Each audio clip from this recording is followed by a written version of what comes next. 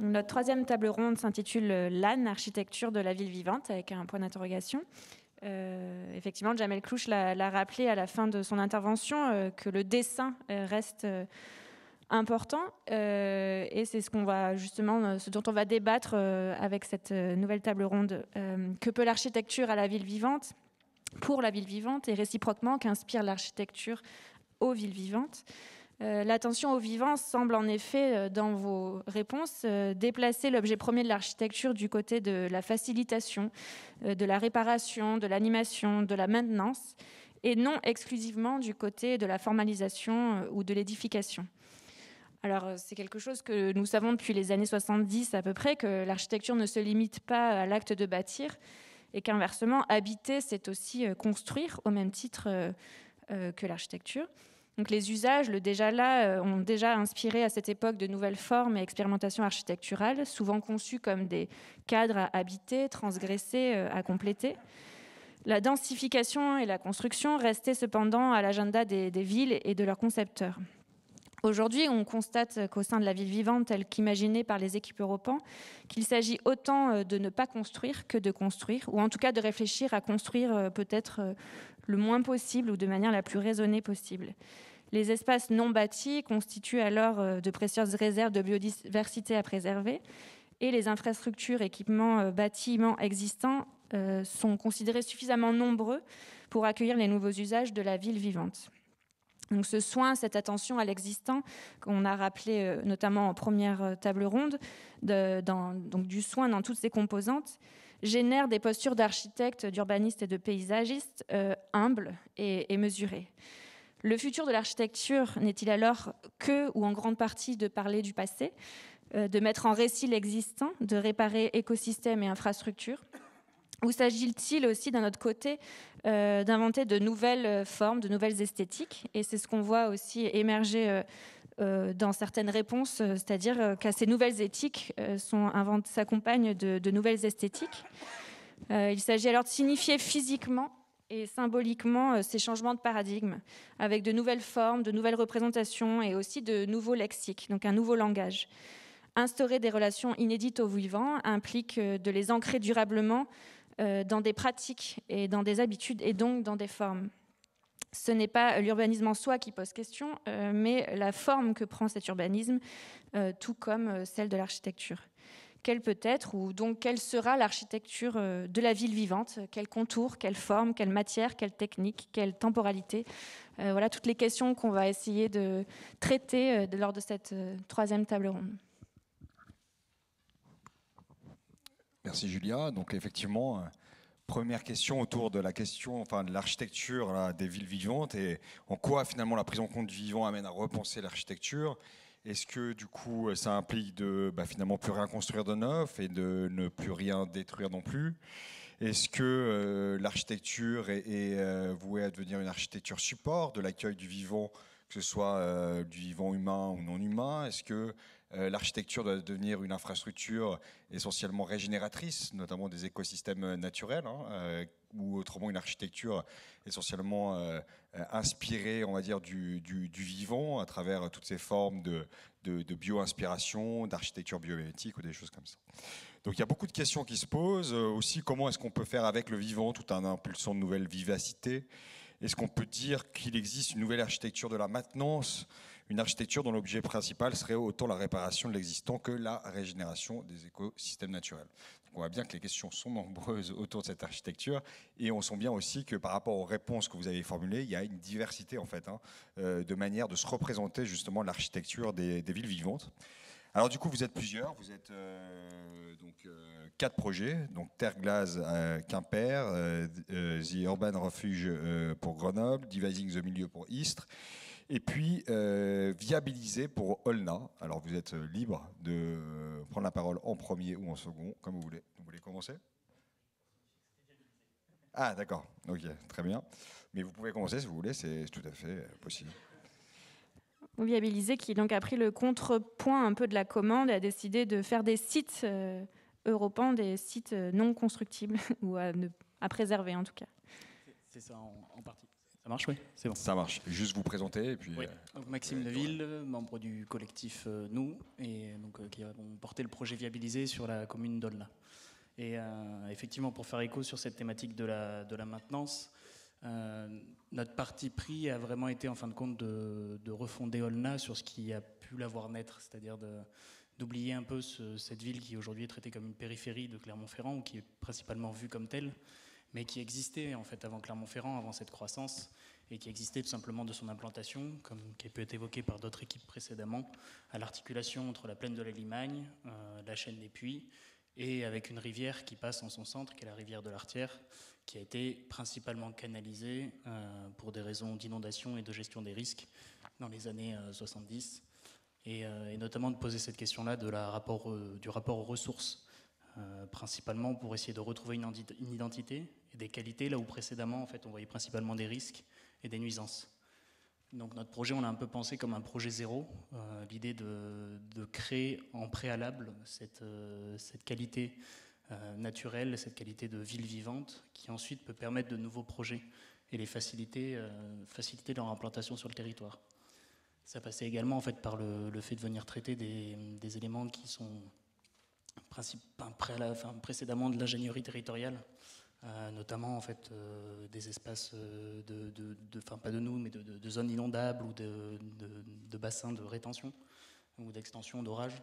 Comment ces éléments, en fait, aujourd'hui, nous, en tant que praticiens, on peut s'en saisir comme des éléments d'architecture, des éléments de paysage, voire même en fait des espaces publics, et surtout de les mettre en commun à l'échelle de différents acteurs. Donc c'est nos actions qui s'articulent en fait sur les sites qui étaient définis par la métropole et par la ville d'Aulnat, sont plutôt des jalons, des premières pierres sur lesquelles ensuite les projets peuvent venir rajouter des qualités. Et cette idée vraiment aussi, c'est de se dire que dans le monde incertain que l'on connaît, ces jalons aussi peuvent être une fin en soi, enfin sont déjà un premier élément habitable immédiatement. On sait très bien que c'est difficile aujourd'hui de penser l'articulation sur les 20-30 prochaines années. Et déjà, on peut se saisir de ces opportunités pour amener tout de suite des qualités, des nouvelles manières de vivre et de s'inscrire dans ce territoire-là, qui pourront s'enrichir des différents acteurs fabriquant la ville aujourd'hui ensemble. Très bien. Mais vous construisez aussi quand même dans les interstices, on parlait tout à l'heure d'interstices, donc vous décidez de viabiliser ces vides donc, pour le vivant plutôt non humain, mais par contre vous compensez quelque part en densifiant les zones pavillonnaires ou Exactement, en fait, sur la question de la maintenance, nous, elle est aussi directement liée en fait à la question de l'héritage, et un héritage qui est pensé de manière assez large. Là, on voit notamment en fait la raffinerie Bourbon, qui est un des éléments patrimoniaux les plus importants sur la ville. Mais en fait, nous, la notion d'héritage, elle s'étend sur l'ensemble du patrimoine de la ville. Aussi bien, en fait, on a d'anciens ateliers ou une ancienne école qui sont aujourd'hui désaffectés. Ces éléments-là sont autant support et autant à transmettre dans la suite de la ville pour porter des projets. Et ça passe aussi par le fait de venir dynamiser un peu le parcours résidentiel d'Aulnat, qui aujourd'hui est principalement composé d'habitats individuels. Comment on arrive en fait à réagir sur cette ville-là et faire tout simplement la ville sur la ville, en s'inscrivant voilà, sur des thématiques de déjà là et sur ces lieux-là pour porter les projets. Très bien. Et à Grenoble, on marche littéralement sur le déjà là, sur les murs du Rabot. Oui, effectivement, à Grenoble, on essaie d'installer plutôt une logique qui est le site comme matière première, le paysage comme autre matière première. C'est-à-dire qu'on va essayer d'imaginer une façon de ne pas impacter le sol, en répondant juste à une logique qui est, on a un site magnifique qui surplombe la ville, qui est entre deux paysages, qui est une interface entre la vallée du Rhône qu'on voit sur la perspective en bas à droite et les Alpes. Et en fait, ce site a déjà une situation incroyable, a déjà une architecture incroyable, une implantation du bâti finalement qui est très efficace, qui crée des belles places, qui crée des beaux espaces. Et donc là, nous, c'est plutôt une logique à travers l'idée du refuge urbain, qui est un espace qu'on caractérise comme quelque chose de traversé, du coup de vécu, de quelque chose qui existe dans la ville, et du coup qui peut être activé par la suite. Donc on crée des chemins de traverse, des choses qui relient cet espace à la ville, en le voyant vraiment pas comme un...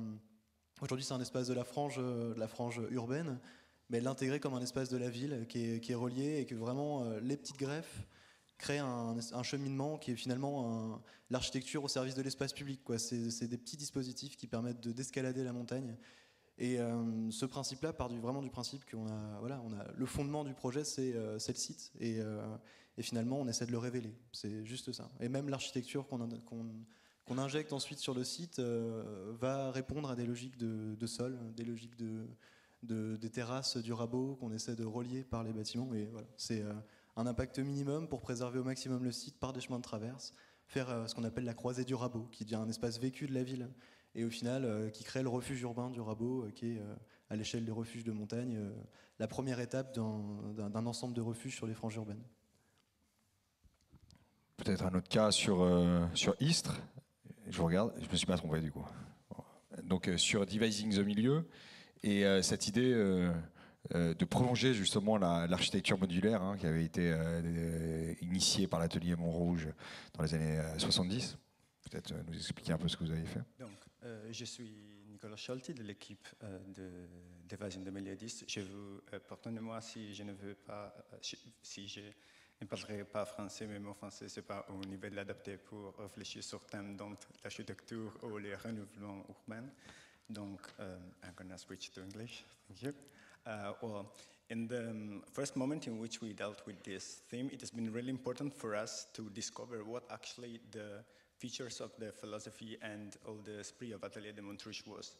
Because, yeah, of course, we study some relative of Atelier de Montrouge in Italy, such as Superstudio, Archizoom, Giancarlo De Carlo, but we never really experienced what abroad, and especially in France, especially in this site, other architects with the same esprit, with the same,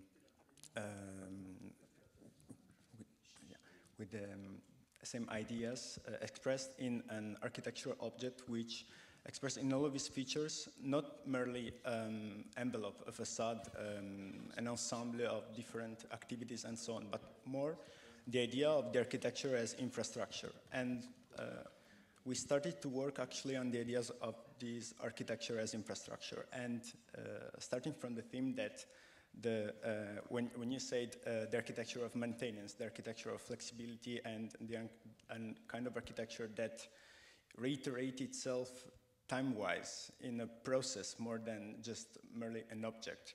And for this reason, we tried to push our design not really as a proper independent design, but more as a modularity, which expresses itself in a combination with the urban outer environment of the city of Istres and even with the existing elements. So when we say devising the milieu, we want to focus not really on the minimal actual intervention that we did with the connection within the city and the ecosystem of Istres that is super rich because we have the Étang de Berre, the wood pine forest in the back, the center of the city, but we just tried to connect this to the interior that developed itself within the ensemble given by the geomorphology designed by Atelier de Montrouge. So we started to think about module as a hyper-performing object, able to enhance connectivity and to activate the milieu, to activate a part of the city that was actually sleepy, even if it's a part full of different activities and different, we have a school, we have a music school, we have a performance, auditorium, and other activities, but everything was disconnected and actually totally against the first initial purpose of Atelier de Montrouge. And then we tried to design the idea of this infrastructure. We tried just to enhance what was actually given by the first initial idea of the architect in the 70s. So for this reason, I think that when we start to deal with questions such as do we have to keep, do we have to destroy, do we have to build new, in a period in which we're always dealing with projects such as heritage, but even soil consumption and sustainability of the project, I think that this is a great example of how we can work with the built environment to create, to reiterate actually activities that was already designed in a performative way, but maybe that they just need to be actualized to the actual time. Ok, grazie mille. Allez. Et donc voilà, enfin, tout le principe qui a été expliqué, c'est justement sur la reprise de cette architecture modulaire pour essayer justement de repenser cette architecture-là au regard de la problématique des villes vivantes. Et peut-être pour terminer sur encore une autre représentation de l'architecture, une proposition un peu radicale avec Terre Glaze sur cette idée de finalement ne plus rien construire de neuf et de ne plus rien détruire non plus, si j'ai bien compris. Plus ou moins, parce que en fait, c'était un peu trop radical. Oui. Je veux approfondir. En fait, on n'est pas parti. Pardon, je suis Rodrigo Apolaya, je fais partie de l'équipe Terre Glace à Quimper. Donc, on n'est pas parti sur une base d'un dogma de ne pas construire. On est vraiment. On avait différents bâtiments qui étaient sur le site, de tailles différentes et des potentiels différentes. Et donc, on s'est posé tout au long du processus de projet la question s'il fallait les garder ou il ne fallait pas les garder. Ça n'a pas été une a priori. On est conscient des enjeux urbains, énergétiques, des crises qu'on vit aujourd'hui, mais on n'avait pas un a priori. On ne voulait pas avoir un a priori très fort qui nous empêchait de développer les projets. Donc, à partir d'une analyse plus approfondie du site, à travers la visite et à travers l'analyse des documents, on s'est rendu compte qu'à travers le vide, on pouvait, de certaines façons, réparer, pour faire appel à tous les sujets qu'on a parlé ce matin, réparer les fractures qui venaient d'une logique des parcellaires du site et travailler les vides pour reconnecter autant les différentes entités comme les monts Frugy, les différentes entités du site, les quartiers bas, les quartiers hauts à travers l'autoroute et tisser mieux et consolider l'îlot jardin qu'on voulait créer dans la partie Rosemaria. Et donc, on savait qu'on devait justifier très fortement l'effet de détruire ou pas détruire. Donc, on a juste déconstruit les 3 éléments qui nous permettaient de mieux exploiter les potentiels de cet espace public et de cet espace libre. Et à travers, surtout, d'un programme fédérateur, de travailler cet ensemble comme un campus artisanal qui venait encore retravailler l'interaction des entités à une échelle d'îlot avec les différents bâtiments qui ont gardé, au niveau des quartiers, avec la partie de Locmaria et à travers ça avec l'OD, et avec les Rive Park qu'on a proposé depuis, pour la continuité des travaux de la gare, le berge de l'OD et jusqu'à le port de Corneille. Voilà. Donc on a choisi vraiment quoi déconstruire, quoi garder, parce qu'il y avait un potentiel, et on retravaillait, juste pour finir, en retravaillant le vide, changer l'appréciation qu'on avait du bâti, que c'était la grande question sur 2 des bâtiments. On retravaillait les vides, on changeait la façon d'apercevoir la ville, ces morceaux de ville, en retravaillant la départementale qui traverse les sites, et fluidifier la traversée du vivant de tous les sites d'études. Merci. Peut-être Monsieur Aymeric Robin. Alors, il n'y a pas de projet sur Auneuil pour cette séance. On en aura pour la séance numéro 2. Pardon, Porte du Hainaut. Pardon. Mais si on continue sur cette idée de conservation peut-être du patrimoine, ou en tout cas construction raisonnée, j'imagine que sur la Porte du Hainaut, ça fait aussi référence à tout le patrimoine dont vous héritez. Oui, et donc auquel vous faites référence, et particulièrement les cités minières en lien avec l'inscription au patrimoine mondial UNESCO, qui, je rappellerai en préambule, est une inscription au patrimoine culturel évolutif vivant. Donc on est en plein dedans et qui intègre justement cette notion du vivant et tout l'équilibre qui est dans l'approche de la réhabilitation, en tout cas de la pensée architecturale du bâti, se fait sur un référentiel qui à la fois tient compte de cette inscription et tient compte de cette histoire, en même temps en l'intégrant dans une stratégie de modernité, d'habitat qui fait... j'aime bien cette expression que habiter, c'est construire un ensemble. Et donc, cet enjeu du beau et du respect patrimonial, tout en faisant ce lien entre l'histoire et les exigences d'aujourd'hui, est au cœur de nos préoccupations, de nos réflexions, étant entendu que ce n'est pas un obstacle. Il ne faut pas le prendre comme un obstacle, mais bien comme quelque chose qui est à cultiver, à alimenter, et on ne nous met pas sous cloche, mais on est bien dans une dynamique, puisque derrière, il y a du vivant, et le vivant, ça évolue, et donc si ça évolue, ça s'adapte, et ça doit s'adapter. Merci. Nicolas Binet, est-ce que vous avez quelque chose à dire par rapport à cette... peut-être, on parlait tout à l'heure de peut-être le risque que la conservation à tout prix devienne un dogme, peut-être, c'était le mot qui a été dit par l'équipe de Quimper. C'est peut-être juste le prolongement tout évident de votre propos, c'est-à-dire patrimoine, oui, patrimoine parce que très stimulant dans la créativité, très respectueux d'une dynamique historique, mais on est aussi dans des géographies qui ont beaucoup évolué, beaucoup de notre géographie urbaine et la décalque des 30 Glorieuses et des pôles de grande industrie et de développement.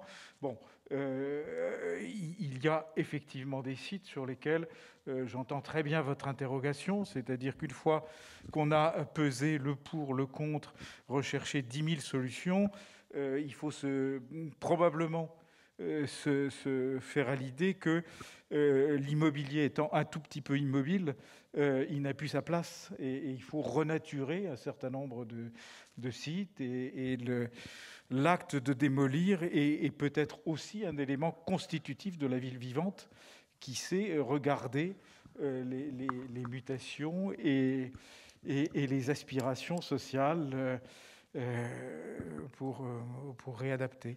Donc, par exemple, les expériences de compensation qu'il y a peut-être dans d'autres pays ou villes, je pense à New York, où on va densifier encore, mais par contre compenser en renaturant par ailleurs. Est-ce que c'est des systèmes qui peuvent s'appliquer sur les territoires qui ont été présentés à Europan ? Probablement. Mon propos visait plus spécialement des territoires en dépression. L'une des équipes évoquait les shrinking cities, qui n'étaient pas pointées comme telles dans le concours Europan, mais qui n'étaient pas très loin sur un certain nombre de sites et de sujets, et qui imposent effectivement des renaturations, des gestions de jachères aussi, et puis des compensations évidemment.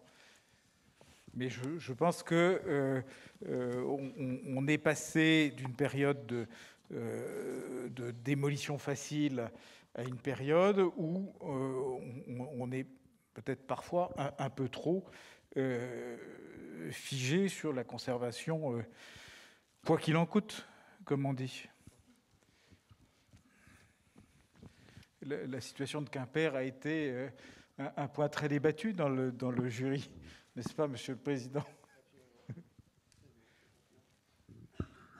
Francis Rambert, justement, est-ce que vous pouvez nous présenter votre opinion sur ces sujets entre renaturation, conservation ? Est-ce que l'atelier de Montrouge, par exemple, c'était une utopie à l'époque de la construction ? Est-ce qu'aujourd'hui, l'utopie de l'architecture peut être la maintenance, la régénération du bâti existant? Est-ce qu'on peut arriver à le faire rentrer dans le futur? Je vois que vous avez le sens de la provocation. Donc, en aucun cas, utopie et maintenance, ça ne marche pas ensemble, ça ne va pas. En revanche, reposer la question de savoir ce que c'est qu'un vrai projet où on met l'argent au bon endroit, de façon à ce qu'on ne fasse pas une réhabilitation avant la décennale, par exemple, ou juste au bout de la décennale, ça serait pas mal déjà de réapprendre à bien construire. Vous voyez, je pense que déjà, il y a ça par rapport à la maintenance. Maintenant, il est évident que cette question, j'allais dire, de s'occuper aussi bien de l'espace public, et d'ailleurs, ça a été très très bien dit ici, je trouve que les projets de toute cette session, quel qu'il soit, parce que les sites étaient très divers. C'est ça qui est toujours fantastique dans Europan, c'est qu'à chaque fois, c'est très, très, très divers. Moi, au début, je pensais que Ville Vivante, Moi, j'ai dit, ça y est, on va avoir des projets, d'ailleurs, ça a été évoqué tout à l'heure, très furtivement, mais sur le biomimétisme. C'est vrai que c'est quelque chose de très fort. Or, cette question a été évacuée, il n'y a aucun formalisme dans les réponses, première chose. Ensuite, je pensais qu'elle allait revenir aussi, justement, fort des Japonais, le métabolisme et autres, qui posaient les questions des infrastructures dans les villes, et donc là, d'une manière extrêmement intéressante, puisque l'Inde... Kitutake, je rêvais à le dire, Maki et les autres, avaient fait un manifeste très intéressant où il y avait justement la question du material and man. Donc ils mettaient bien la question de la matière et de l'homme au cœur du débat. On était là à l'aube des années 70. Donc c'est quand même très très intéressant. Là aussi, il n'en a rien été. Ça ne veut pas dire qu'ils n'ont pas traité la question de l'infrastructure. Ça ne veut pas dire qu'ils n'ont pas traité la question des territoires. Mais ce qu'ils ont dit tous, autant qu'ils sont, dans la diversité de leurs projets et de leurs approches, c'est que précisément, il ne fallait pas obérer la suite. La question, notamment à Olna, elle est très intéressante par rapport à ça. C'est-à-dire de dire, mais non, on ne va pas figer une situation. Vous voyez, là, de cette obsession de faire bien propre, là, on va liquider, c'est terminé. Non. Donc là, il y a quelque chose. On a parlé ce matin de l'urbanisme transitoire, mais là, je ne parle pas tellement de ça. Je parle de situations qui savent évoluer avec les choses. On sait très bien, il y a eu le procès de la ZAC tout à l'heure, que je confirme, que, en effet, c'est peut-être pas forcément l'outil qu'il faudrait, mais cela dit, il va falloir réinventer. Donc l'utopie, ça va être d'inventer. Y a-t-il un espace pour la non-ZAC? Voilà, par exemple, ça peut être intéressant, justement, à explorer comme un phénomène de laboratoire, là, tout à fait intéressant. Mais on a quand même derrière nous quelque chose d'assez fantastique. On a quand même, vous avez parlé du dogme, en effet, et c'est bien d'entendre des jeunes dire il n'y a pas de dogme. Les Pritzker de l'année, ils sont encore pour quelques mois, mais quand même c'est immense là, le fait que l'Hackathon Vassal ait eu le Pritzker précisément sur une démarche de non-démolition, sur une question de revitalisation d'un patrimoine. Il s'agit du logement. Donc là, c'est déjà très intéressant. Ça, c'est au niveau de l'architecture. Et puis, il ne faut pas oublier quand même, on a l'île de Nantes. L'île de Nantes, c'est un processus avec tout le projet d'Alexandre Chemetov, porté par la Samoa absolument remarquablement, justement à montrer à quel point, justement, on faisait le déjà là. Et ça, c'était la leçon d'Emscher Park. Emscher Park, donc ça, c'était les Allemands dans la Ruhr. Donc on voit bien que toutes ces idées, elles sont là et qu'on tire les lignes et aujourd'hui, on les actualise sur autre chose. Alors évidemment, recyclage, résilience, tout vient et c'est bien normal. Et évidemment, lutter contre l'obsolescence des bâtiments, va être très intéressant. Faut-il les démolir pour autant? Là, évidemment, ce n'est pas une position théorique, c'est une évidence qu'il faut se poser la question de savoir comment le faire. Et là, justement, ils ont préconisé des diagnostics très fins. Là, le dernier projet où ils disent, tiens, ben là, il faut démolir. Là, on ne va pas le faire. Là, vous voyez, c'est tout le contraire d'une position radicale, table rase et autres. C'est très fin, là. Est-ce que pour autant... Mais je pense que ça fera partie du débat de tout à l'heure. La question, est-ce que ça gomme l'architecture? Je n'en suis pas tellement sûr. Au contraire, ça la met à un autre niveau. Voilà, mais je ne veux pas monopoliser la... Non, justement, c'était un peu le sujet de cette séance-là. La séance 2, ça serait, bon, maintenant qu'on est d'accord que l'architecture doit exister, quelle forme on lui donne.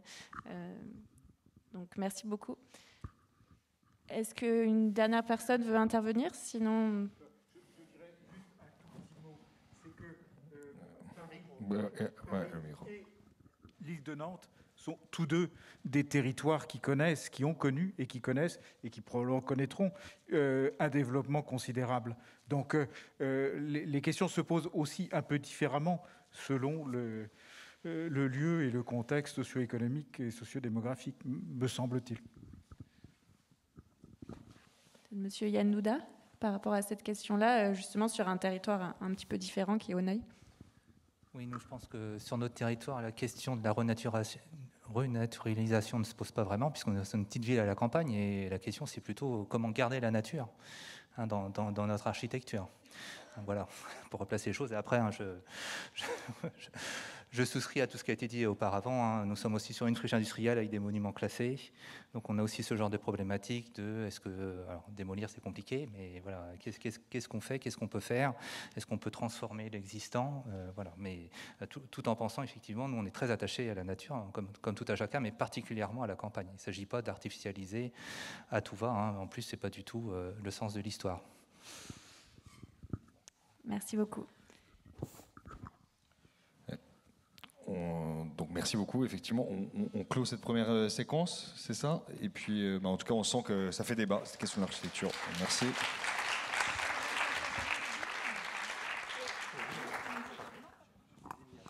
Donc merci beaucoup.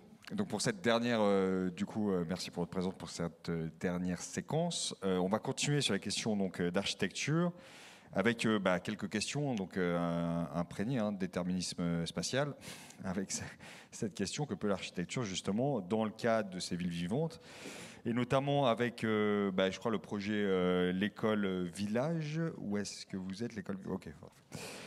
Où justement il y a un travail qui est, en tout cas une réflexion autour de cette architecture qui serait susceptible a priori de se positionner comme support, comme une infrastructure à même de stimuler les processus d'innovation, qu'elle soit sociale ou encore écologique. Donc peut-être nous présenter déjà l'école village, ce que vous avez voulu faire avec cette architecture. Oui, donc Nathan Nohiller de l'école village, la Porte du Hainaut. Donc nous, l'école village, on est parti donc du principe qu'on voulait avoir un atterrissage de la ville vivante. Donc on était sur un site où il y avait 4 sous-sites. Donc nous on est parti sur le quartier d'Arambert, notamment par une particularité assez intéressante, c'est que c'était un quartier qui était enfermé entre 2 pièces paysagères assez importantes, donc la forêt et des plaines cultivées. Et donc c'était coupé par une route départementale qui était une barrière qui traversait tout, et en fait qui venait toujours être accolée à du patrimoine. Donc nous, on n'a pas fait de différence entre patrimoine social, naturel et architectural. Donc il y avait notamment Creative Mine, des cités minières, le parc du Bosquet, une école, une place de village avec son église, donc tout ce qu'on retrouvait dans une cité minière. Et donc nous, notre objectif en se concentrant sur ce site, c'était de pouvoir faire une étude assez fine donc du site, notamment en prenant le temps d'aller voir les habitants ou également pour trouver les usages qui s'y font. Donc du coup, on a repéré plusieurs points intéressants, donc, comme précédemment dit, Creative Mine ou encore l'école, la place, le parc du Bosquet. Et après, en faisant ces analyses, on a remarqué aussi que l'école, donc c'est quelque chose qui est national, l'école est très peu utilisée, c'est un équipement qui coûte cher, qui est très peu utilisé, donc de l'ordre de 25 heures semaine par les enfants, alors que en général c'est un des plus beaux équipements des petites communes. Et donc en fait, de ce parti pris, on s'est dit, et si cette école pouvait s'ouvrir, est-ce que ça pouvait être un espace très dynamique, en tout cas ce qui va redynamiser le tissu. Et de notre analyse assez fine, on a remarqué qu'il y avait une vraie urgence sur cette école-ci, et qui était sur d'autres écoles, donc des questions de confort, d'usage. Et donc cette école était un peu la priorité. C'était là où on y mettait, donc on y agrandissait un petit peu avec des nouveaux équipements, mais ces équipements avaient pour but d'être fortement utilisés. Donc c'est ce qu'on voit dans le collage qui est juste là-bas, où en fait l'école devient vraiment, la cour d'école devient la place du village. On y retrouve donc un réfectoire, cantine qui devient quasiment une salle des fêtes. On y retrouve un gymnase, ou une salle de sport qui est utilisée tout le temps pour les associations. Et en fait l'école, au lieu d'être un espace qui est tout le temps fermé et ouvert pendant l'usage scolaire, on retrouve en fait une école qui est tout le temps ouverte et fermée pendant l'usage scolaire. Donc c'était aussi des questions de valoriser un déjà là, qui était très important, qui avait déjà un certain coût, et donc d'éviter d'avoir une démarche aussi économe. Et voilà. Et donc l'idée de tout ça, en fait, c'était l'école était aussi le croisement entre ces pièces paysagères, ces lieux sociaux où on se découvre, où on se connaît, où on fait connaissance entre habitants, où on peut partager des savoirs, mais également un lieu où il y avait un patrimoine déjà là existant très fort, des vraies spatialités où on pouvait se saisir pour faire des réfectoires, des choses comme ça. Donc voilà. Donc nous, c'était vraiment une approche très très concrète, c'était notre posture. Voilà, je pense avoir présenté dans les grandes lignes le projet. Merci beaucoup. Peut-être continuer avec Continuum à Auneuil, sur notamment la typologie de logement que vous pouvez proposer. Oui, bien sûr. Alors peut-être tout d'abord, je vais donner un peu parler un peu de l'approche que nous avons eue pour ce projet. En fait, dans ce projet, on a tenté de nous inscrire donc dans les questions de la ville vivante que le site d'Auneuil présentait. Donc que ce soit par rapport à sa vitalité urbaine ou à sa vitalité naturelle. En fait, on comprend bien, suite aux discussions d'aujourd'hui, que l'architecture ici ne peut pas être la seule à résoudre toute la complexité de la ville vivante, mais elle peut néanmoins donner un cadre, fournir un support.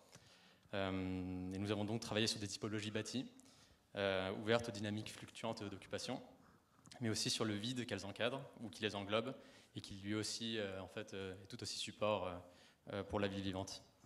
Notre approche donc portait avant tout sur le rétablissement de continuité, à la fois paysagère, urbaine et architecturale, dans un territoire qui est actuellement fragmenté, en partant donc d'une lecture attentive de l'existant, du déjà là, et d'un travail à travers 3 échelles différentes. Donc tout d'abord à l'échelle territoriale, nous avons cherché à révéler le paysage en s'intéressant à la problématique de la fragmentation des espaces verts et à celle des inondations qui existent dans le bassin versant de l'Avelon, qui se jette dans le terrain donc en fond de vallée. Ces dernières, donc ces inondations, étant par ailleurs liées notamment à la nature argileuse du sous-sol, et qui est un élément d'identité très fort du Pays de Bray. Et l'idée était de faire du site Boulanger un corridor écologique, mais aussi un maillon exemplaire dans la gestion des eaux de pluie, puisque situé en amont, et donc recevant en premier les eaux de pluie, et donc étant capable de retenir en premier les eaux qui vont vers le fond de la vallée. Oui, donc l'idée est donc... excusez-moi, je suis perdu. Donc oui, les espaces extérieurs, dans cette idée, donc naturels ou non, doivent donc pour nous être capables de gérer cet aspect au travers de revêtements perméables ou de zones naturelles humides, presque comme des éléments déjà d'architecture paysagère. Ensuite, à l'échelle du site, nous avons cherché à recomposer une urbanité à partir des éléments bâtis existants, et ceci en prolongeant la trame de l'usine Boulanger, en récupérant et en réparant les espaces productifs, en polarisant le site par la valorisation de bâtiments patrimoniaux et en créant un système de déambulation et d'espace public encadré par quelques nouvelles architectures raisonnées. Et enfin, à l'échelle de l'architecture et des usages, nous avons voulu opter pour la réactivation des espaces grâce à quelques programmations assez définies et d'autres laissées plus libres, et dont l'adaptabilité face aux futures occupations est de mise. Les logements, quant à eux, permettent aussi une augmentation de la taille du foyer familial, par exemple, et les espaces des anciennes usines sont conçus comme des lieux polyvalents.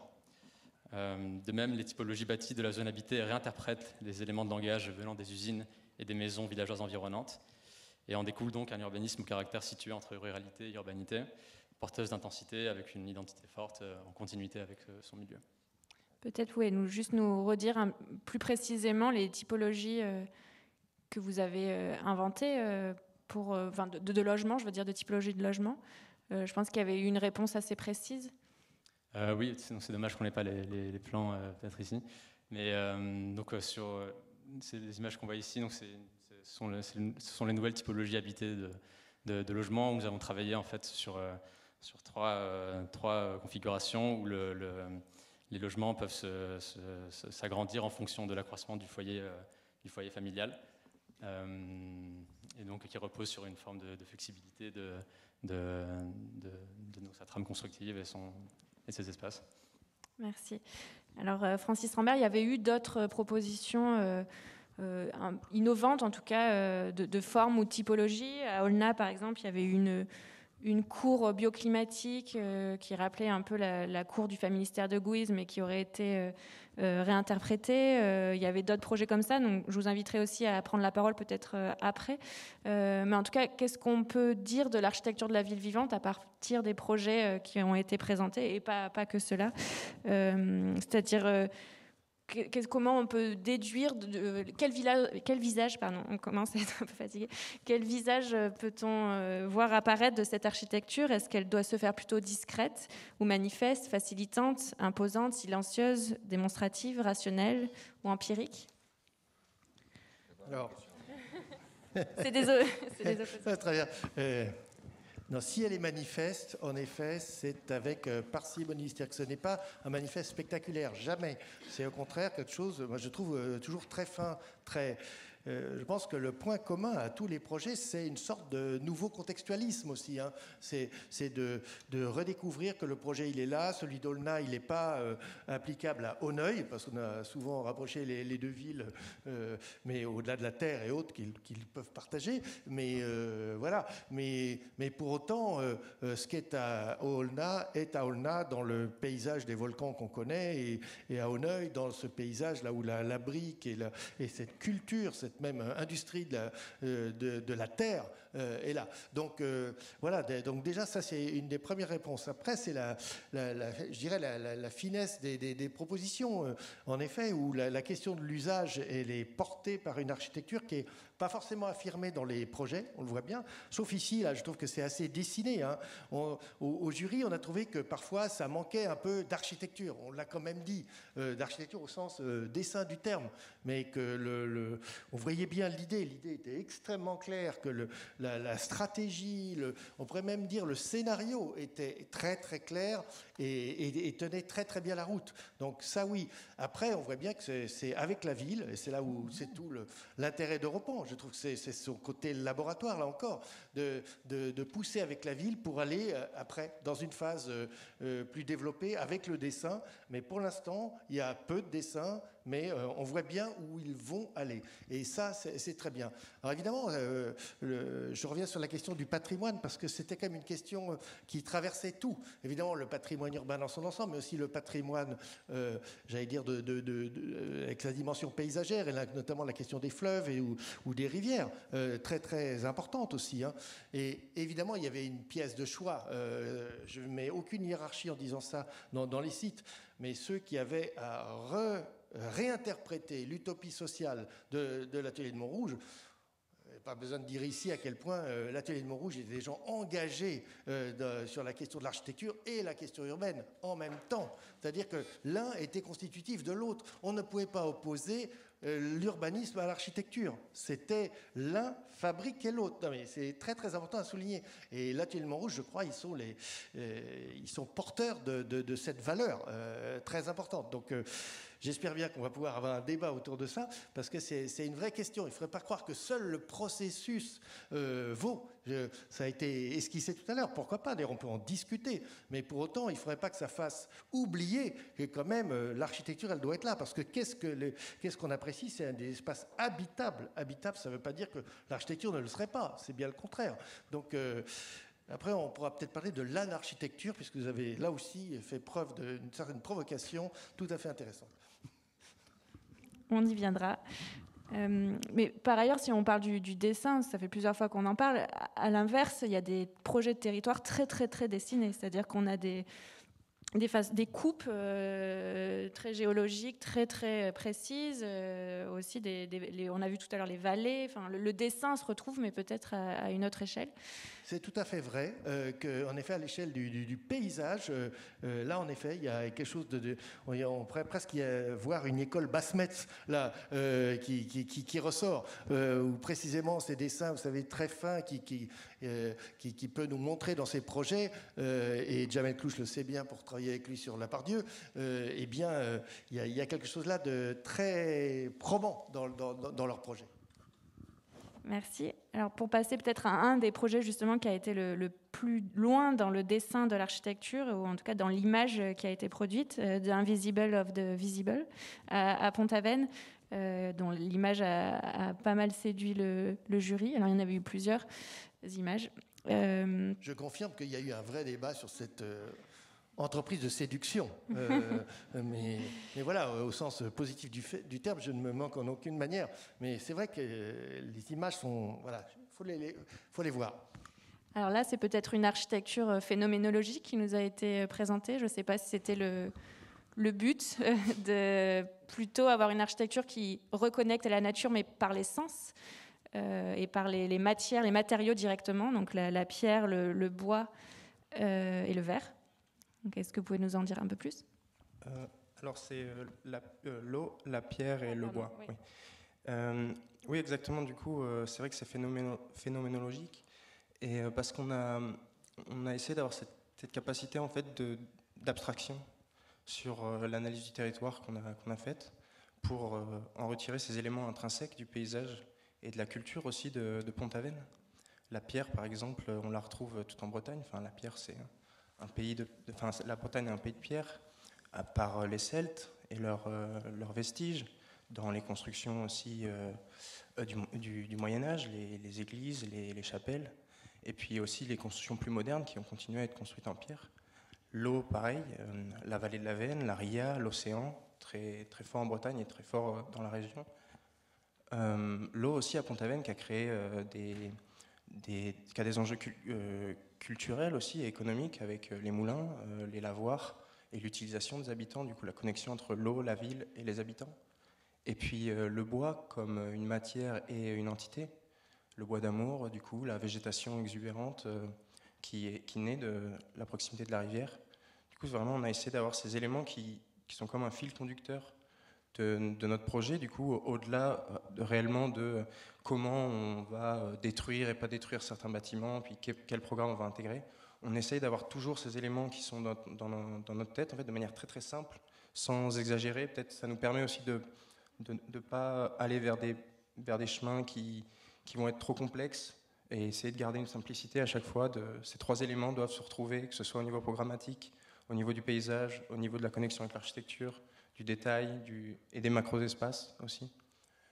Et on en retire un récit poétique, du coup après on le représente aussi, on essaye de représenter ces trois matières qu'on voit à chaque fois sur toutes les images, et pour créer un récit qui correspond à Pont-Aven.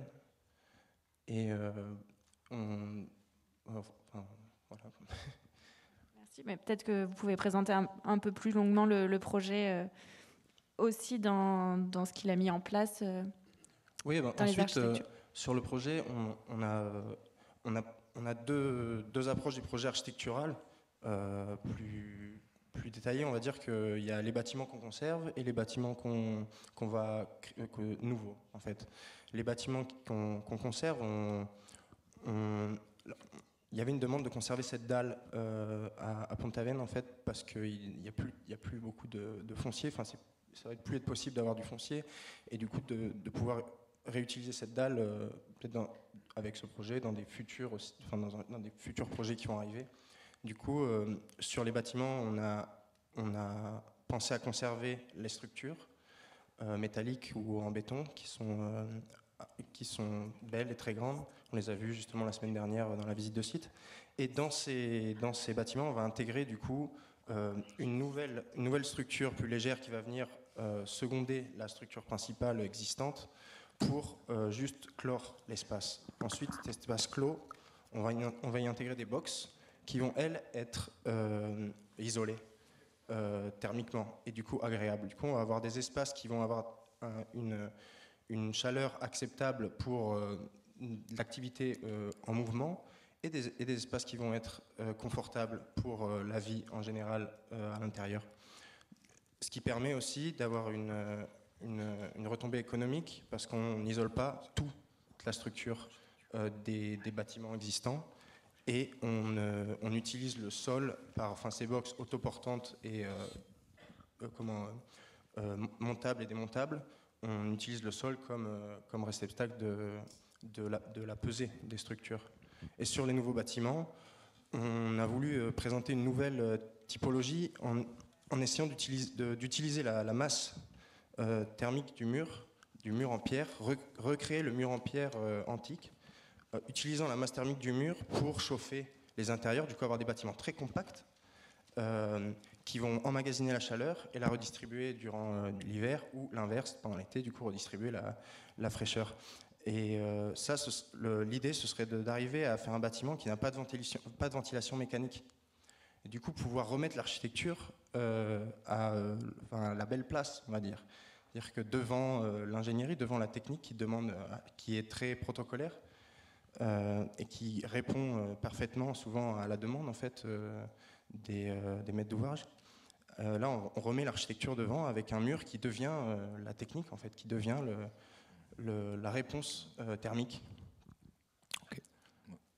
Ce type de bâtiment, il y en a quelques-uns qui ont déjà été construits, hein, pas en France, je crois. Il y en a un en Allemagne par Baumschlager Eberle. Et il y a eu des concours en Belgique récemment sur ce type de bâtiment aussi en briques. Ce qui serait intéressant à Pont-Aven, c'est de pouvoir utiliser la pierre, peut-être la pierre de Tréguin, pour pouvoir créer ce type de bâtiment nouveau. Merci beaucoup pour cette description précise de système architectural que vous avez mis en place. Peut-être pour terminer sur la présentation des projets, eh bien aller à Istres avec le projet From College Systems to Ecosystem. Et pareil, peut-être vous entendre sur vous, votre travail autour de la représentation de l'architecture et ce que vous avez pu justement proposer avec ce projet. Bonjour, Nicolas Didi. Pour ces projets, évidemment, un hommage à Conny Rowe. Nous avons commencé, vous l'avez évoqué tout à l'heure, par les mots utopie et les projets de l'atelier de Montrouge. On s'est posé la question, qu'est-ce que c'est aujourd'hui une utopie en architecture? Et s'il fallait s'inscrire dans les projets d'utopie de l'atelier de Montrouge, ou s'il fallait trouver un nouveau projet, une nouvelle définition aujourd'hui valable pour ces binômes entre l'utopie et l'architecture. Et on s'est rendu compte très rapidement que les projets de l'atelier de Montrouge n'ont pas abouti. Ce n'était pas exactement ce qu'ils ont bâti à la fin, c'était juste une petite partie de leur projet. Et donc, ça a donné un morceau de leur utopie, un fragment. Et ça, c'est normal, parce que c'est impossible de bâtir une utopie. Une utopie est théorique, donc c'est quelque chose que l'architecture peut suivre. C'est un phare, mais c'est impossible à bâtir. Il faut faire des compromis quand on fait des bâtiments. Et donc, ça, c'est un processus valable toujours, et c'est normal qu'il soit comme ça. Donc, pour nous, c'était ça, commencer par un fragment d'utopie pour changer ces territoires et pour changer ces sites. C'est un site vaste parce qu'il y a plusieurs pavillons, plusieurs bâtiments. Et donc, il fallait trouver un moyen de les reconnecter. Et donc, on s'est dit, plutôt que faire un gros projet utopique, comme on faisait dans les années 70, pourquoi pas intervenir ponctuellement sur certains endroits en définissant donc ces nouveaux utopies, des fragments d'utopie qu'on a appelés germes, donc des petits bâtiments, des petites interventions qui changeaient la vision de ces sites ponctuellement, mais qui n'allaient pas forcément poser un projet préétabli et qui pouvaient évoluer dans les temps, parce qu'aujourd'hui on a souvent la nécessité de changer un site, un lieu, pour faire un nouveau usage, pour faire arriver de nouveaux preneurs, pour changer l'image aussi de la ville. Mais on n'est pas sûr que ça va marcher. Donc nous sommes en face d'un site qui n'a pas une exigence fixe. On ne sait pas ce qu'on va avoir une fois que les élèves du collège partiront dans quelques années. Et donc nous ne pouvons pas être sûrs et certains qu'un projet puisse marcher dès le départ.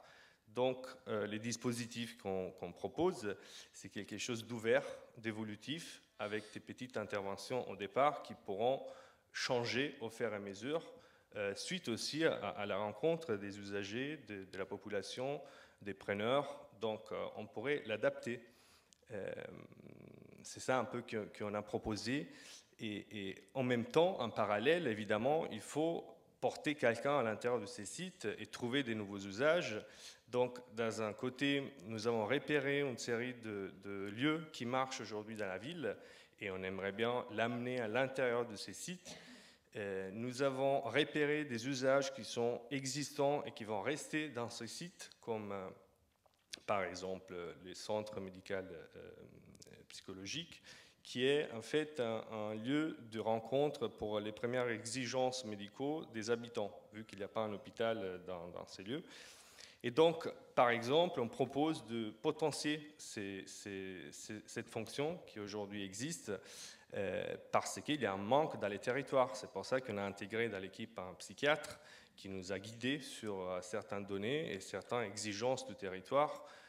Donc, en fait, on a travaillé avec quelque chose qui existe, qui marche et qu'on aimerait bien potencier via ces interventions qui peuvent évoluer dans les temps. Et en même temps, nous avons trouvé un nouveau programme pour changer et pour rénover en fait les bâtiments dédiés au collège aujourd'hui, qui est une manufacture populaire parce que dans les cahiers de charges, la ville demande en fait de garder les jeunes à l'intérieur de la communauté parce que normalement, entre les 20 ans et les 30 ans, ils ont l'habitude de partir.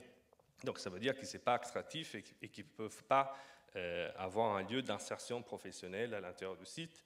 Et donc c'est pour garder cette volonté en fait, d'éducation du site qui était à la base. On aimerait bien reconvertir ces lieux pour pouvoir en fait, continuer cette évolution éducative du site.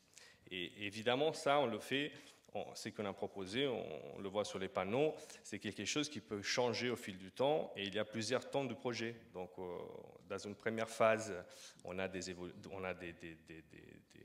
petits bâtiments, des installations qui vont s'installer sur les sites et qui peuvent changer son usage. Et après 5 ans, on pourrait revenir sur site, après 3 ans, après 10 ans, peu importe, et voir ce qui marche, et travailler sur ce qui marche, et modifier ce qui n'a pas marché. Et donc, c'est quelque chose qui peut changer dans les temps et qui peut être adapté aux exigences de la ville et des habitants. Très bien, merci. Donc, on voit que la problématique avec l'architecture, c'est l'idée de figer ou de ne pas figer à la fois dans l'espace et dans le temps, et qu'on cherche tous à faire une architecture, mais qui puisse accepter la ville adaptable, hein, qui a été le sujet il y a 10 ans d'Europan. Peut-être Jeanne Douda, par rapport au rôle de la ville sur l'accueil, l'encouragement, la stimulation de ces expérimentations architecturales. Je pense que la plupart de la nouvelle génération en fait, se tourne peut-être vers le grand territoire parce qu'elle y voit un intérêt, mais aussi parce qu'elle y voit un point de créativité et de liberté qu'elle n'a peut-être pas à l'échelle architecturale. Donc, voilà, est-ce que vous pouvez nous dire quel pourrait être votre rôle dans ces expérimentations? Vaste question. Je vais prendre l'exemple de Continuum, mais je vais rebondir sur le dessin, puisqu'on en a parlé un petit peu tout à l'heure. Effectivement, pour les béotiens que nous sommes, le dessin a une grande importance. Voilà, dans le choix des différents projets, dans un premier temps en tout cas, hein, de la première phase de tri. Et pour rebondir hein, justement sur un petit peu de l'habitat innovant qu'on peut trouver hein, dans Continuum, il nous a dans un premier temps perturbé. Voilà, pour dire les choses. Et voilà, on a appris à l'aimer, à bien l'observer, à le comprendre. Et effectivement, on s'est dit que effectivement, c'est vers ce genre d'habitat qu'il faut se tourner, puisque nous, on peut avoir des problématiques, hein, effectivement, de faire venir des familles. Hein. Enfin, je prends ma casquette d'élu, hein, d'avoir un habitat modulaire, un habitat contemporain, je ne sais pas comment dire, moderne, voilà, quelque chose voilà, avec des petites cours intérieures, avec la nature, pour rebondir comme tout à l'heure, qui existe aussi à l'intérieur de l'habitat. Donc tout ça, c'est important pour nous, et il nous semble effectivement qu'il faut réussir à intégrer ce qui peut être difficile dans nos campagnes, hein, c'est effectivement d'intégrer des grands projets sans déstabiliser l'existant. Donc effectivement, avoir des projets novateurs ou trop novateurs, la réception peut être mauvaise dans un premier temps. Donc effectivement, on se doit de penser tout ça. Mais on est toujours effectivement heureux d'apporter notre pierre à l'édifice. Hein, et on espère qu'avec les différents projets qu'on va essayer de mener à bout, on va y parvenir. Je ne sais pas si j'ai répondu à votre question. À moitié, mais peut-être que Nicolas Binet peut compléter. Non ? Côté maître d'ouvrage, un peu, qu'est-ce qu'on peut faire peut-être pour... on a parlé des outils tout à l'heure ou des... Il est évident que ces projets supposent qu'une maîtrise d'ouvrage trouve chaussure à son pied, ait envie. Faut donner envie aussi aux maîtrises d'ouvrage pour plonger dans ces sujets et dans tout le travail que vous avez accompli, et que ensuite on apprend en marchant. dans ce dialogue entre un maître d'ouvrage et un maître d'œuvre. Bon, il n'y a pas de recette magique, évidemment, en la matière. Il y a une éducation toujours à faire et à refaire, d'écoute, de compréhension des contraintes de l'un, des contraintes de l'autre.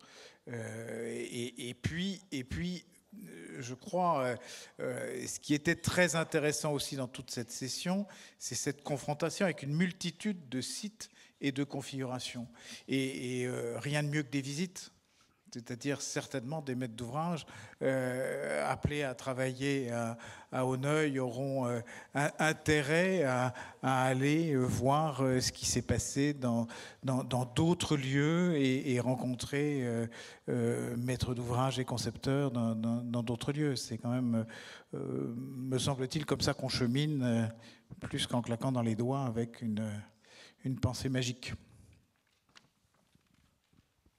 Merci. Peut-être juste avant de conclure cette table ronde, donc sur l'architecture des villes vivantes, peut-être vous entendre, Monsieur Aymeric donc Robin, vous êtes président de la com d'Aglo-la-Porte du Hainaut, c'est ça? Non, pas du tout. Alors c'est pas vous. Alors, on s'en sort plus. Alors je suis désolé. C'était la dernière question. On s'en sort plus. Alors dites-moi, du coup, d'accord. Ah, vous êtes le grand témoin ensuite. D'accord. Donc, allez-y, du coup, présentez-vous et puis peut-être une dernière réaction sur justement tout ce qui s'est dit pendant ces deux séquences et sur, on voit bien toutes ces questions, ces représentations diverses autour de l'architecture des villes vivantes. Donc Olivier Méheux, architecte de Théo Architecte, ancien lauréat d'Europan. Ancien lauréat d'Europan, membre de jury en Hollande, mais pas membre de votre jury. Voilà, c'est plus clair. Non, j'ai entendu. Je suis frappé du constat qui est posé par les équipes sur la fragilité de l'architecture, du paysage et du territoire. En fait, c'est des projets qui se posent comme ça, qui font l'effort de l'analyse et qui expriment cette extrême fragilité, quitte à se mettre eux-mêmes en risque, parce qu'on a des projets qui sont très ténus, presque, on pourrait presque les imaginer presque absents à certains endroits, par ce refus de bâtir, par ce refus de construire. Et je pense qu'en même temps,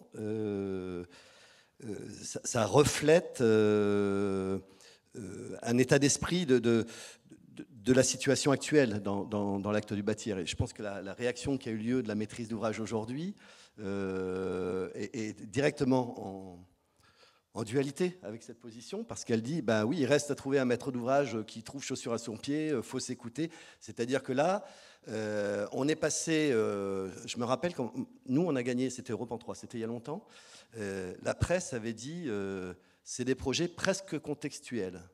Mais à l'époque, c'était une insulte.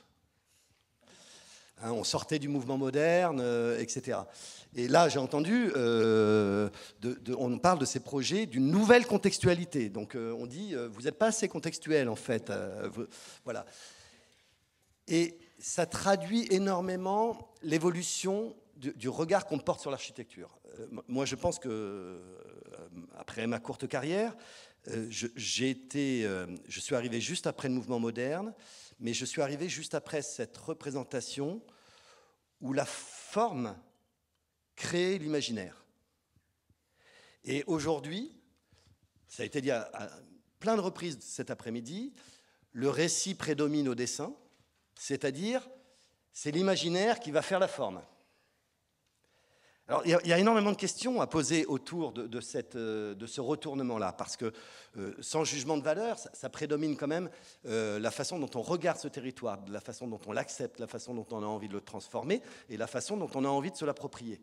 Et donc, je trouve que les débats qui ont lieu cet après-midi, et notamment à cette table-là, expriment ce que moi je constate au niveau de la profession, c'est-à-dire des architectes sensibles, qui exprime cette sensibilité du territoire, qui exprime cette fragilité du territoire, qui exprime cette extrême attention que nous devons porter parce qu'on n'a plus beaucoup de marge par rapport aux questions durables, par rapport à la question de ces pollutions, par rapport à la question de faire et refaire. Et donc, ils sont là, ils avancent en marchant sur des œufs, quasiment. Et en face, on a une maîtrise d'ouvrage qui est dit, oui, mais je dois habiter, je dois répondre, je dois, comment vous avez dit, je dois maintenir.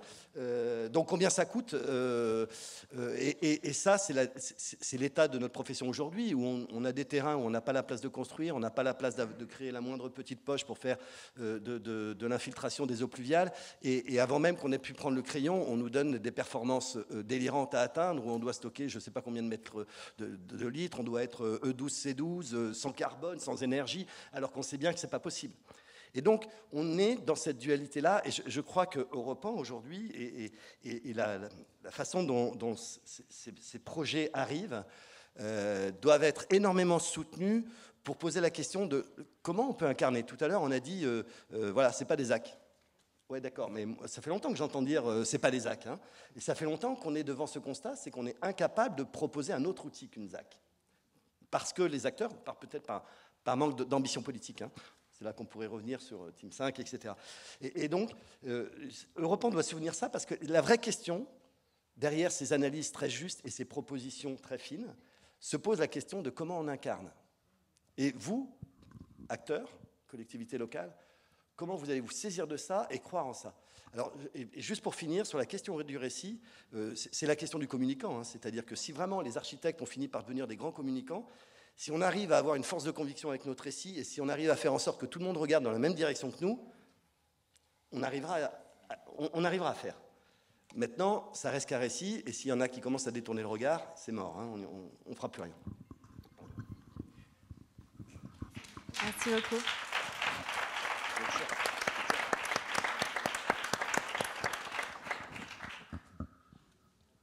Eh bien, nous pouvons officiellement clôturer cette deuxième séquence. Merci beaucoup pour toutes ces présentations. Et puis, le grand témoin, donc monsieur Alain Moga, on va vous écouter pour cette synthèse de la journée, du coup.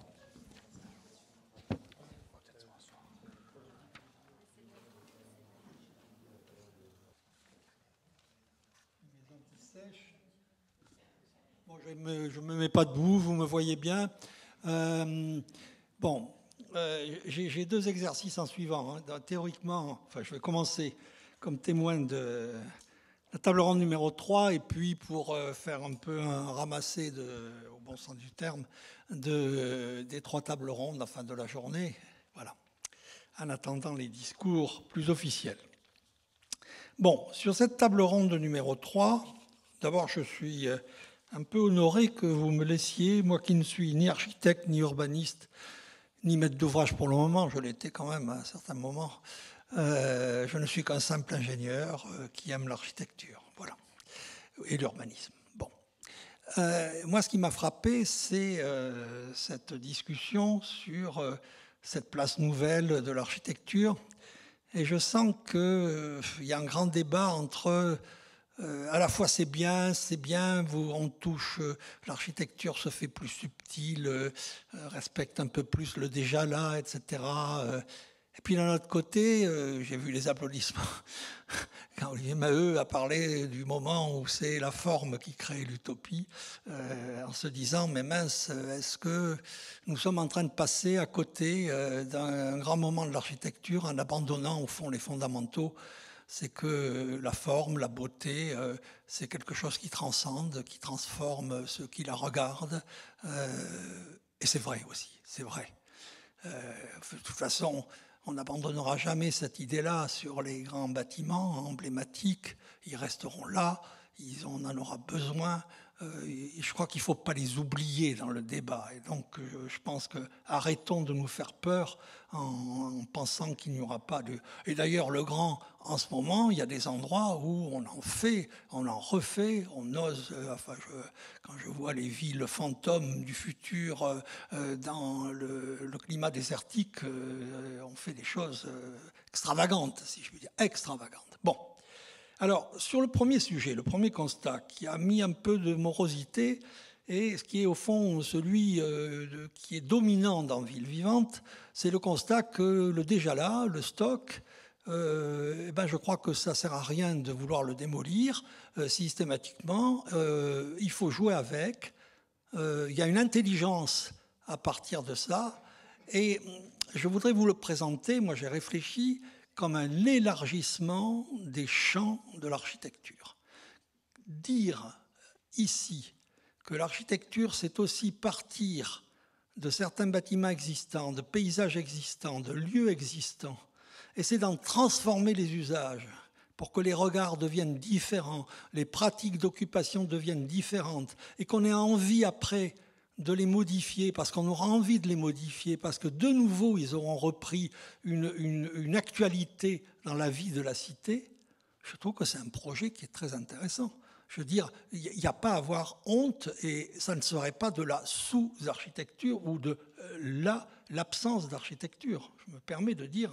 Et je le dis en ingénieur, parce que figurez-vous que cette idée du déjà là, dès qu'on commence à aller vers le zéro carbone, je peux vous dire que la conclusion pratique, vous l'avez dite, mais je peux vous la dire avec une solennité très forte, c'est que partout où c'est construit, il faut y regarder à 2 fois avant d'être obligé de reconstruire, vu que chaque fois qu'on construit, même si on fait des efforts pour que ce soit moins carboné, c'est toujours plus carboné que de prolonger l'usage et la vie de bâtiments existants. Donc, si vous voulez, nous allons nous retrouver dans une société dans laquelle, vous l'avez d'ailleurs très bien dit, on ne va pas arrêter la construction neuve, mais on va regarder à 2 fois, avant de faire la construction neuve, si on a des solutions de prolongement des usages, du déjà là, du stock. Et dans le prolongement des usages, il y a aussi intensification des usages. C'est-à-dire que tout ce que vous avez dit, j'y reviendrai tout à l'heure dans la conclusion finale, tout ce qu'on a dit sur l'intensification dans le temps, avec la chronotopie des usages, est exact. C'est bien ce qui va se passer si on veut objectivement lutter contre le changement climatique. Donc pour moi, la première idée, c'est de vous dire, n'ayez pas peur, n'ayez pas honte ou ne soyez pas embêtés parce que Europan vous a poussé, en tout cas dans Ville Vivante, à aller très fortement sur le respect du stock et du déjà là. C'est intelligent et c'est un acte d'architecture. Et ce n'est pas l'absence d'architecture. Bon. Ceci étant dit, je trouve qu'il y a une deuxième chose qu'il faut mettre en avant dans le débat qu'il y a eu, c'est que, au fond, vous avez des libertés nouvelles, on a des libertés nouvelles en matière d'architecture et d'urbanisme. Ces libertés nouvelles, c'est de sortir de la phase d'hyperfonctionnalité.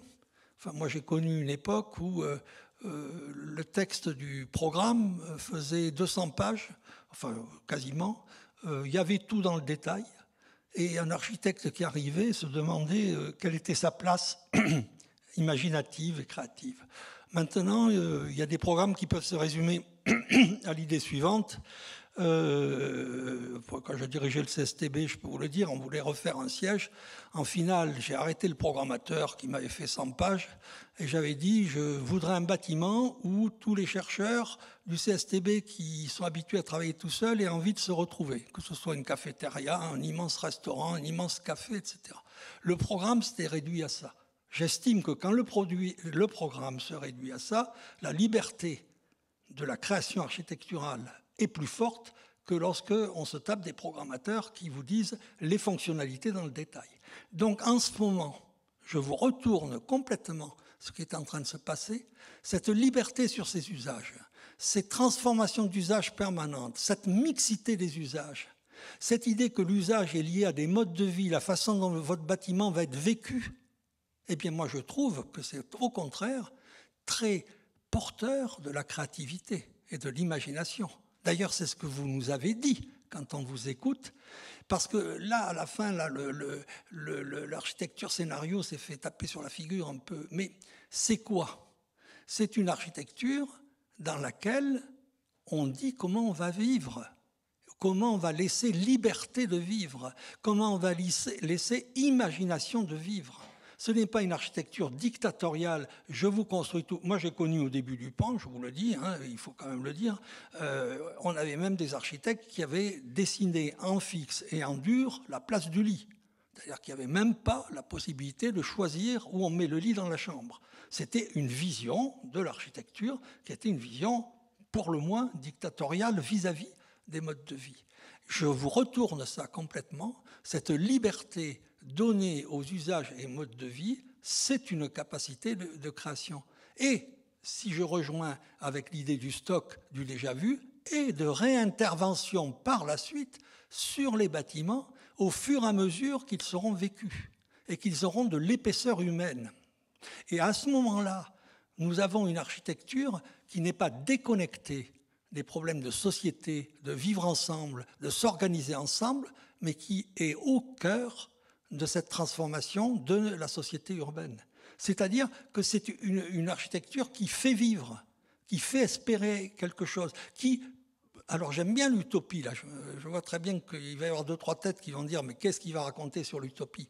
Mais c'est très intéressant l'histoire de l'atelier de Montrouge et de dire il y avait une utopie qui n'était pas totalement aboutie parce que ça n'a pas fonctionné comme ça. Rappelez-vous, la ville n'est pas là aujourd'hui, mais ils nous ont dit vous nous avez fait redécouvrir que c'était de la grande architecture, on avait oublié ça. On avait oublié ça, pourquoi? Parce que la déviance, si je puis dire, de l'usage de ce bâtiment qui avait cette utopie a été laissée, on l'a laissé. Eh bien, peut-être qu'on n'a pas rendu service au bâtiment et à cette utopie si on n'a pas voulu la reprendre. Et c'est un des projets est en train de dire je la reprends, je réactualise l'utopie. C'est une façon de faire une architecture contemporaine que de repartir de ce champ-là. Donc moi, il me semble que je l'ai retenu comme une idée intéressante. Vous avez plus de liberté qu'avant. Alors je voudrais terminer sur les dimensions de l'imaginaire et de la beauté. Bon, ça c'est l'ingénieur qui parle. Alors l'ingénieur, il va mal en parler peut-être. Mais vous maniez et vous êtes sur quelque chose qu'on n'ose plus prononcer, qui est la beauté, le beau. Pas que l'agréable, pas que le bien vivre, pas que ça, je l'ai défendu. Mais il me semble qu'il y a dans cette beauté quelque chose qui est respectueux de ce que sait faire l'homme, de ce que sait fabriquer l'homme. Voilà, je le dis à ma façon. Vous pouvez dire qu'est-ce que j'ai fait dans la vie, voilà, j'ai fait ça.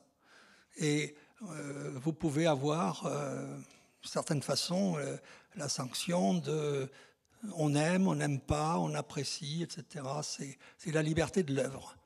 La différence, c'est qu'il n'y a pas que l'œuvre classique, si je puis dire, celle qu'on vous a parfois toujours enseignée. Il y a l'œuvre de travailler aussi, comme je l'ai dit dans une première partie, sur l'existant, le déjà là, et d'être des agents du maintien, d'une progression, de quelque chose de superbe qui maintient quelque chose de beau, voilà, quelque chose de beau et qui correspond à nos besoins de société. Voilà. Donc moi, si vous voulez, je vous fais un peu un hymne à l'idée que l'architecture, elle a des champs nouveaux, elle a des espaces de liberté nouveaux. Donc le rendez-vous pour vous, c'est occupez-les. Occupez-les, ces champs, occupez ces espaces, occupez cette capacité de créer et de faire du beau. Voilà. Bon, je vais m'arrêter là. Je passe à la deuxième exercice, mais comme ça fera un peu plus court. Alors là, je vais prendre un autre papier. Je vais me mettre là.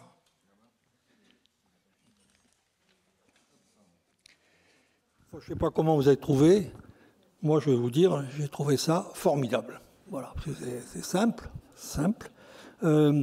L'enjeu, c'était de dire, ce matin, ceux qui étaient là ce matin, c'était de dire, il y a une imagination collective, il y a à mettre en commun les 185 projets, il y a à mettre en commun les 33 présélectionnés. Nous allons nous organiser en oubliant un peu les sites, c'est-à-dire qu'en regroupant d'une façon différente les propositions que vous avez faites. Et puis, je vais tout vous dire, c'était une première dans l'organisation. On n'avait pas fait ça avant. On avait tous la trouille un peu, je vous le dis, un peu avec pourvu qu'ils ne débordent pas dans les prises de parole et tout. Et moi, je vais vous dire ce qui se disait dans les premiers rangs, parce que j'entendais, puis je voyais bien, dès la première table ronde. Dès la première table ronde, la prise de parole faite par les représentants des équipes, ben je vous le dis à ma façon, je trouvais ça impressionnant. impressionnant de maturité. Je le dis, écoutez, de temps en temps, il faut se dire des choses comme ça. Impressionnant de maturité, de réflexion. Alors, c'était facilité par l'organisation des débats, puisqu'on vous avait posé les questions à l'avance, donc bien sûr, vous arriviez en ayant un peu réfléchi à la question qui vous était posée. Mais où arrive la maturité? C'est dans la façon de répondre à la question. Façon de répondre à la question, moi j'ai quand même l'habitude de débat, j'en ai vu des débats, c'était plutôt meilleur que beaucoup de débats que j'ai connus. Et vous avez mis la balle assez haute, même très haute. Du côté de la maîtrise d'ouvrage, il fallait avoir les bonnes réactions. Du côté des personnalités qualifiées, je pense qu'il fallait aussi avoir les bonnes réactions. Et je trouve que nous avons eu, tout au long de ces 3 tables rondes, un moment de qualité. Voilà, un moment de qualité ensemble. Donc, c'est le renforcement de votre apport. Alors, de ces tables rondes, mes mimiques, c'est des bonnes mimiques. Hein, qu'est-ce qui se dégage? Bon, d'abord, chacun a fait des résumés dans chacune des tables rondes, mais moi, je vais vous dire ce que j'ai retenu. Sur la première, la question de l'utopie, moi, j'aime bien, voilà, j'aime bien. Alors, vous allez dire... c'est pas mon avis qui est important, mais il me semble que la démonstration qui a été faite dans la table ronde, c'est qu'une utopie, et cette utopie pouvait s'appliquer à des territoires. C'est-à-dire, c'est pas une utopie, j'invente une société, on verra, c'est rêver. C'est l'utopie, les utopies d'Europan, c'est des utopies qui s'appliquent sur des territoires et qui peuvent se mettre en œuvre sur des territoires. C'est donc des utopies réalistes. Très important. Ça reste des utopies. On va changer, on va oser changer, mais le réalisme, c'est que ça peut s'appliquer sur les territoires. Et vous voyez déjà que je fais un appel aux maires en disant « Ne croyez pas que ces utopies, vous écoutez d'une oreille, et puis en se disant « Bon, on va peut-être faire autre chose ou pas tout à fait la même chose ». Je vous encourage à passer au réalisme parce qu'elles sont réalistes. Et j'ai pas mal réfléchi tout au cours de cette première table ronde à ces utopies. Au fond, je m'adresse à la jeunesse, là, la jeunesse. On lit partout qu'elle ne s'intéresse pas à la politique, elle n'a pas envie de voter, elle n'a pas, etc. Bon. Et puis, mon idée, ce que je ressens, c'est que quand vous coltinez la question du projet, la réponse sur les territoires, eh bien, vous êtes en train de dire, là, sur cette dimension-là, on est motivé. Sur cette dimension-là, on veut participer à la transformation on ne veut pas s'abstenir. Vous ne voulez pas vous abstenir. Vous nous dites au contraire, on a des projets dessus, on a une autre vision sur les territoires. Ce qu'on demande, c'est qu'on la mette en œuvre, on se mette au boulot. Moi, je le ressens comme ça, la question de l'utopie. C'est un moment très fort. Vous êtes en train de nous dire... Nous pouvons transformer le monde, peut-être pas le monde étatique, le monde parce que où là il faut passer par des partis ou pas des partis politiques ou faire des manifs, etc. Là c'est la transformation sur les territoires, au quotidien, avec d'ailleurs des responsables locaux qui sont obligés de se coltiner la réalité de tous leurs administrés et qui ne sont pas là pour faire la politique pour une fraction du pays par rapport à une autre fraction du pays. Ils sont pour tout le territoire. La deuxième grande discussion, c'est la fin des limites.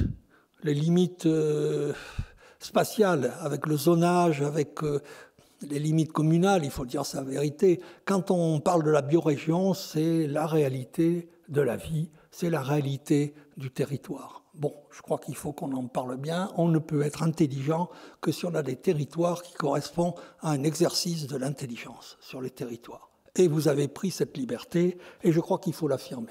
Vous avez pris une autre liberté aussi, qui est une intelligence par rapport au territoire temporel, si je puis dire. C'est clair, il n'y a plus de débat. Je ne dis pas que les uns sont pour le projet processus et les autres contre, ce n'est pas ça. Vous êtes pour un projet qui peut vivre tous les espaces de son temps, donc à la fois son court terme, à la fois son moyen terme, à la fois sur le long terme. C'est ça que vous nous dites. Et vous dites, et s'il faut s'adapter, et s'il vaut adapter en permanence le projet. Et oui, pour que ça vive longtemps, pour que cette utopie réaliste vive longtemps, il faut bien qu'on puisse adapter le projet. On a eu une discussion sur le Caire. Bon, alors le Caire, je vais vous dire, c'est une des pistes possibles pour les suites d'Europan, les prochaines sessions. Donc cette discussion sur le Caire est une discussion qui prend une certaine force par rapport à la question que faire pour la suite.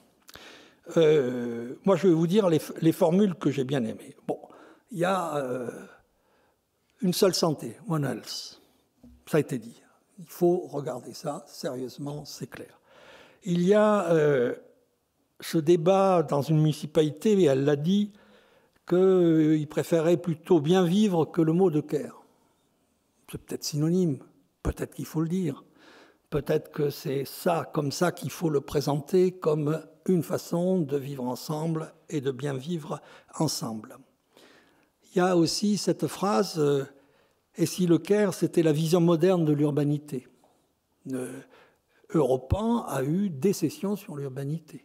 Et si le Caire, c'était retrouver une nouvelle urbanité, ça peut se présenter ou se décliner comme ça. Et puis il y a une plaisanterie que je trouve intéressante, qui marche en français mais qui ne marche pas évidemment en anglais, c'est care et faire. C'est-à-dire que passer à l'action. C'est pas seulement je constate, je suis très, très bisounours vis-à-vis de la situation. Non, je veux faire, je veux changer. Donc, cette idée voilà. Ensuite, toujours dans cette première table ronde, et qui est un acquis pour moi, c'est que les rythmes du temps et de la nature et du vivant doivent être aussi les rythmes de notre façon de vivre, des choix urbains, de nos modes de vie. Donc je pense que là, nous sommes très, très, très près à ça. Et puis, a été évoqué, vous l'avez vu, le problème des nouveaux outils, des expérimentations. Donc là, j'y reviendrai pour faire un appel, si je puis dire, au pouvoir public. Alors, la table ronde numéro 2, je me disais, c'est celle qui est la moins dans la logique que je veux faire passer, c'est-à-dire la logique des transformations de société, et en disant il faut continuer ces transformations de société.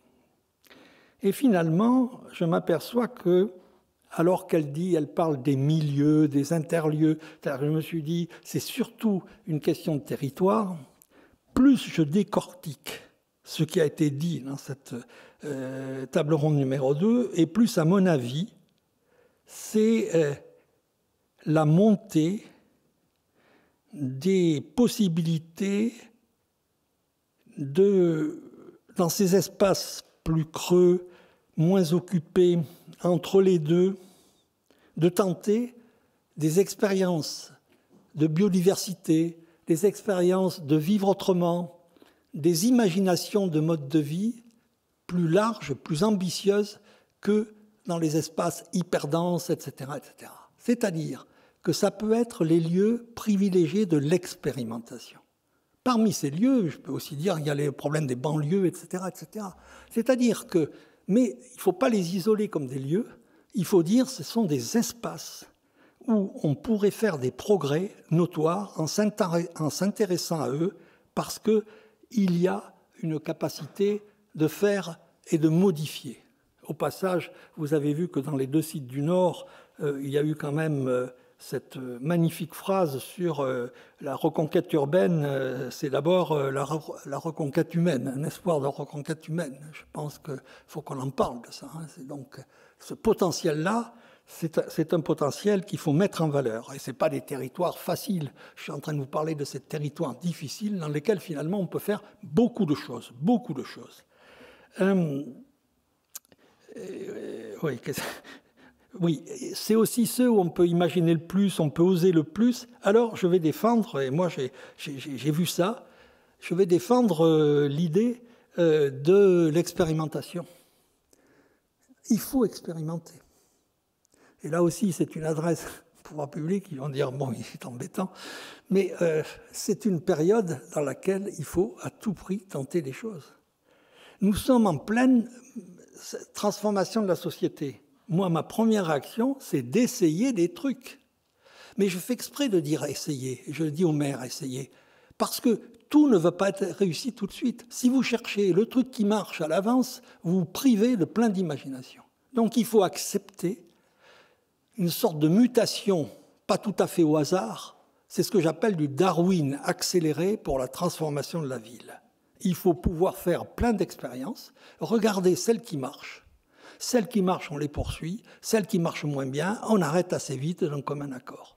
Mais il faut qu'on l'explique, qu'on va tenter des choses. Au lieu de dire, on ne va pas promettre la lune tout de suite, on va dire, on va tenter des choses ensemble. On va tenter. Si ça marche, on vous promet, on continue. Si ça ne marche pas bien, on arrête les frais, si je puis dire. Et je pense que cette idée de tenter cette transformation de la ville de façon un peu plus accélérée, vous comprenez ce que je veux dire, et voir ce qui marche et ce qui ne marche pas bien, me paraît une des conclusions de cette deuxième table ronde. J'ai aimé aussi construire des mondes, expérimenter des mondes, et il y avait aussi cette idée que pour oser faire des choses très nouvelles, beaucoup de choses nouvelles, il fallait qu'on ait des outils nouveaux. Ça, je trouve que c'est très important. C'est pas que l'anti-ZAC, c'est donnez-nous d'autres outils. D'ailleurs, la ZAC, j'ai connu ça, j'ai fait ça, j'étais à la manœuvre, si je puis dire, comme maître d'ouvrage. La ZAC, c'est le produit de la période des Trente Glorieuses et de la construction. Voilà, c'est tout. C'était adapté à ça. On continue avec le même système. C'est pas adapté à tout ce qu'on a décrit aujourd'hui. Donc, il y a à renouveler d'une certaine façon les méthodes de l'urbanisme. Hein. Très franchement, si la DHUP est là, déjà Hélène pourra en parler, il y a, je crois, à renouveler les outils. Hein. Moi, je vous le dis à ma façon. En tout cas, Europan vous le dit. Bon, vous pouvez vous en foutre, mais Europan dit ça. Voilà. Et pour le troisième groupe dans mon territoire, j'ai fait le résumé tout à l'heure, mais cette fois, je vais prendre un peu plus de dimension, entre guillemets. Voilà. Ce que je dis, c'est qu'il faut réinterroger l'architecture, pas seulement par la question ville vivante, mais par l'enchaînement ville adaptable, ville productive, ville vivante. D'ailleurs, pour vous, dans vos têtes, vous avez fait l'ensemble des trois. Et il faut garder l'ensemble des trois. C'est pas un, sinon on ne va pas avoir une architecture maniérée pour la ville productive, maniérée pour la ville vivante ou la ville adaptable. C'est l'ensemble des trois qui est cohérent. L'ensemble des trois est profondément cohérent. Donc je crois qu'il faut qu'on fasse cette retour à l'archi, réinterrogation de l'archi, avec le patrimoine des trois. Voilà, des trois. Alors j'ai terminé, je vous rassure tout de suite. Bon, vous avez vu que j'ai essayé de dessiner d'une certaine façon quelques pistes possibles pour les suites des sessions. Il y aura d'ailleurs une proposition française qu'on va faire et qu'on va construire. Je le dis à Europan Europe, voilà, à Didier Robois.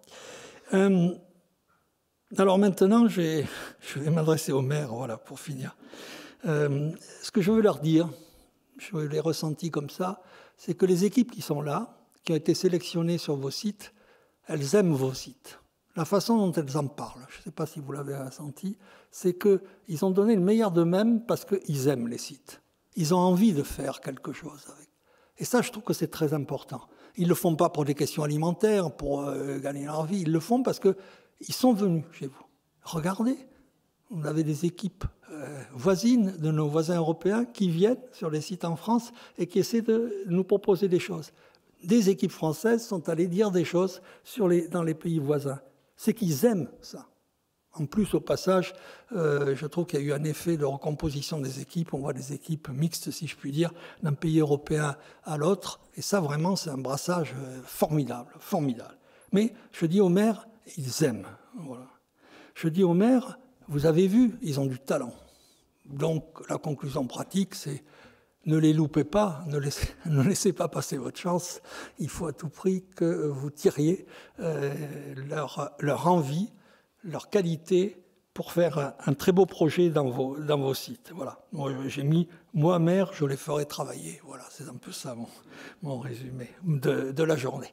La dernière chose, je dis gentiment au pouvoir public, je l'ai dit au passage, donc je ne vais pas le redire, je pense qu'il faut laisser une place à l'expérimentation. à côté des politiques publiques, il faut une place des expérimentations. Au passage, d'ailleurs, ça serait très bien que vous nous aidiez à donner des suites systématiques dans les projets européens.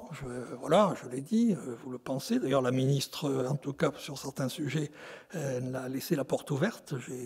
J'ai noté. Voilà. Et puis, il y a aussi la question des outils que j'ai soulevée tout à l'heure, la question des outils. Voilà. Bon, je m'arrête, je suis un peu long, mais très franchement, je dis bravo, parce que cette journée, c'est la qualité de tous ceux qui l'ont préparée, de tous ceux qui... et de vous, les équipes, et de nos maîtres d'ouvrage qui ont bien voulu, les maires, nous offrir les 11 sites.